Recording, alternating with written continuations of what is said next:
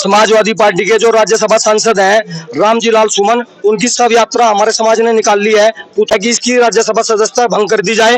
और एक निवेदन और करना चाहते हैं हम कि ये जो पवित्र स्थान है जहां लोग नेता चुनकर भेजते हैं, वहां ऐसे लोगों को ना भेजे जिनमें बुद्धि ना हो, जिनमें विवेक न करते थे। उन्होंने अपनी तलवारों के बल पर उन लोगों को रोका है। उन्होंने अपने बच्चों का अपने राजपाट का बलिदान दिया। कहीं ना कहीं हर आदमी अपने फेम के लिए राजपूत समाज को इस्तेमाल करता है। अब आप ये देखिए, रामलाल जी जो सुमन है, ये 5-6 बार के सांसद रहे हैं, लेकिन पूरे भारत में कोई नहीं जानता। लेकिन जब से इसने राणा सांगा के लिए बोला है, आज पूरे भारत में रामजी लाल सुमन को हर कोई जानता है। अखिलेश ने बोल दिया कि उन्होंने भी सही बोला। हाँ, तो अखिलेश भी मांगेगा, जितने अखिलेश मांगेगा ना, उसकी पिटाई होगी, कुटाई भी होगी, बाप भी मांगेगा। इतिहास में दर्ज यही है, उसका आका भी मांगेगा। देखते जाओ 2 दिन में ही। राणा सांगा कौन थे? राणा सांगा वो थे जिन्होंने तलवारों की धार पर इस देश की रक्षा की है। जिस दिन फंस गया ना, जिस दिन सुमन फंस गया उस दिन पिटेगा, ये गारंटी तौर पे। रियल न्यूज नए के डिजिटल प्लेटफॉर्म पे आपका हार्दिक स्वागत है। 2 दिन पहले संसद के अंदर रामजी लाल सुमन जो कि समाजवादी पार्टी के सांसद है, उन्होंने संसद में कहा है कि राणा सांगा जो है वो एक गद्दार है। तो आज मेरे साथ क्षत्रिय समाज के लोग हैं, उनसे मैं पूछना चाहता हूँ कि आखिर उनको क्या जवाब देना चाहते हैं, क्या क्या प्रोग्राम है, क्या कुछ है, परिचय दीजिए पहले। देखिए, मेरा नाम कान्हा राणा है। आज का प्रोग्राम समाजवादी पार्टी के जो राज्यसभा सांसद हैं रामजी लाल सुमन, उनकी शव यात्रा हमारे समाज ने निकाल ली है, पुतला फूंका है। और माननीय हमारे जिलाधिकारी के माध्यम से हमने प्रधानमंत्री के नाम एक ज्ञापन दिया है, जिसमें हमने मांग की है कि इसकी राज्यसभा सदस्यता भंग कर दी जाए। और एक निवेदन और करना चाहते हैं हम कि ये जो पवित्र स्थान है जहां लोग नेता चुनकर भेजते हैं, वहां ऐसे लोगों को ना भेजे जिनमें बुद्धि ना हो, जिनमें विवेक ना हो। मैं प्रधानमंत्री जी से और प्रदेश के मुखिया से एक निवेदन करना चाहता हूं कि लोकसभा और विधानसभा में जो लोग जाते हैं, अगर वो किसी भी जाति के, मैं केवल राजपूत समाज की बात नहीं कर रहा, वो किसी भी समाज के महापुरुष के बारे में अगर कोई बयानबाजी करते हैं, तो एक नया नियम बने इस देश में। जब इतने नियम बन चुके हैं तो एक नियम और बने कि अगर कोई किसी भी महापुरुष के बारे में, किसी जाति के बारे में लोकसभा या विधानसभा में खड़े होकर कोई बयान देता है या किसी समाज का अपमान करने की कोशिश करता है, तो उन लोगों की सदस्यता भंग हो, चाहे वो किसी पार्टी के हो। तो बाबर औरंगजेब को आप क्या समझते हैं? देखिए, सबको पता है, क्या समझना है भाई। बाबर औरंगजेब इस देश में आक्रमणकारी थे। वो इस देश की धन संपत्ति संस्कृति को लूटने के लिए आए थे। उन्हें रोकने के लिए, भाई अब तो लोकतांत्रिक देश है, लेकिन जब राजतंत्र था, जैसे आज सरकारें राज कर रही है, जब राजपूत समाज राज करता था, हमारे राजा महाराजा इस देश की रक्षा करते थे।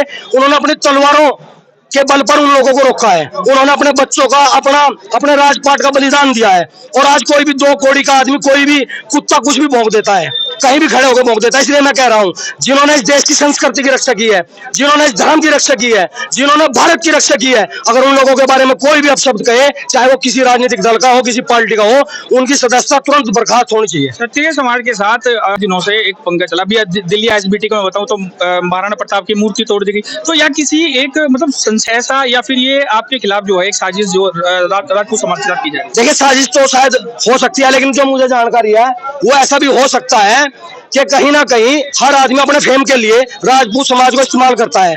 अब आप ये देखिए, रामलाल जी जो सुमन है, ये 5-6 बार के सांसद रहे हैं, लेकिन पूरे भारत में कोई नहीं जानता। लेकिन जब से इसने राणा सांगा के लिए बोला है, आज पूरे भारत में रामजी लाल सुमन को हर कोई जानता है। तो कहीं ना कहीं एक घटिया मानसिकता के लोग छोटे घटिया लोकप्रियता पाने के लिए, चाहे वो कोई भी हो, वो हमारे समाज के बारे में बोल देता है। लेकिन मैं आपके चैनल के माध्यम से एक बात कहना चाहता हूँ, मैं इस देश की जनता को, इस समाज को, सबको बताना चाहता हूँ कि राणा सांगा कौन थे। राणा सांगा वो थे जिन्होंने तलवारों की धार पर इस देश की रक्षा की है।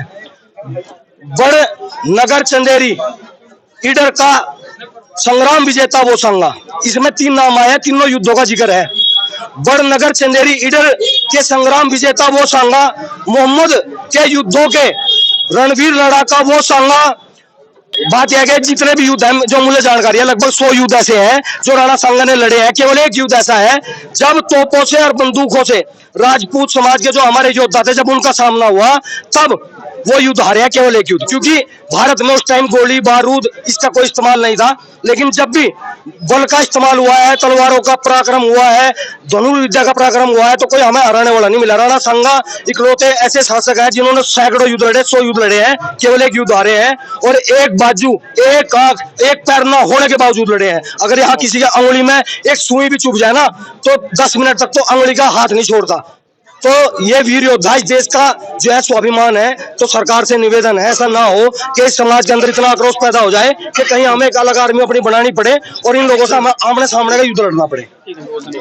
और कहना चाह रहा था कि ये जो ज्ञापन दिया है इसमें क्षत्रिय समाज भी है और दूसरे समाज भी है। नहीं, इसमें सर्व समाज है, मैन क्षत्रिय समाज है। पार्टी का है। हमारा अभी वक्त खराब नहीं हुआ, वक्त खराब चल रहा। जिस दिन फंस गया ना, जिस दिन सुमन फंस गया यूं, उस दिन पिटेगा। ये गारंटी तौर पे कह रहे हैं हम। वो तो उसने तो कल भी बोल दिया कि भाई मैं माफी नहीं मांगूंगा। जो इतिहास बात भी मांगेगा, इतिहास में इतिहास में दर्ज यही है। उसका आका भी माफी मांगेगा, देखते जाओ आप 2 दिन में ही। अखिलेश ने बोल दिया कि उन्होंने भी सही बोला। हाँ, तो अखिलेश भी माफी मांगेगा, जितने अखिलेश मांगेगा ना उसकी पिटाई होगी, कुटाई भी होगी। ऐसी क्या है, अब पीछे सी बोलता फिरता कि राजपूत महान है, राजपूत महान है, राजपूतों के बारे में बोल रहा है। एक आदमी, तुच्छ आदमी, एक कीड़ा, वो अगली बात है हंसी। जिस महाना सांगा के इतने मतलब बदन पे इतने घाव थे, उसके बाद लड़ता रहा, हाथ कटते भी लड़ता रहा, कुर्ता भी लड़ता रहा, उसके बारे में क्या है। जिनके बल पे आज हिंदू तो जिंदा है, जिनके बल पे मंदिर में भगवान पूजते हैं, उन भगवानों को आज मतलब बकवास कर रहे हैं। तो देश में जो कुछ लोग ऐसे भी हैं जो बाबर को और कोई इब्राहिम लोदी हो गया और आपका औरंगजेब हो गया, इनको बोलते हैं कि ये हमारे जो है पूर्वज। वे उनके होंगे, वे उनके होंगे जिनका रक्त हमारे खून में है ना। हम संतान है उन लोगों ने इस देश के लिए। आज भी देख लो बॉर्डर पर राजपूत बैठा, आज देख लो सब जितनी सुरक्षा में है सब राजपूत है। आज भी अगर ये यहाँ सुरक्षित बैठे ना तो राजपूतों को बोले बैठे, जिनके बारे में उल्टा बोल रहे हैं। और राजपूतों के बारे में ना पता लगा तो जल्दी पता जाएगा कि राजपूत थे क्या और क्या है। अभी क्या होगा फिर इसके ज्ञापन के बाद क्या होगा? ज्ञापन के बाद इसकी क्रियाक्रम करेंगे, तीजा करेंगे और तेरहवीं करेंगे इसकी, और अखिलेश की भी करेंगे। तो क्या पूरे देश में चल रहा है ये वाला? पूरे देश में, इधर यूपी में पूरे देश में है जी। कल बिहार में भी था और अभी देखते जाओ दिन पर दिन बढ़ जाएगा। जब तक वो घुटनों के बल ना करके माफी नहीं मांगने का, तब तक उसका इलाज चलता रहेगा। ठीक है।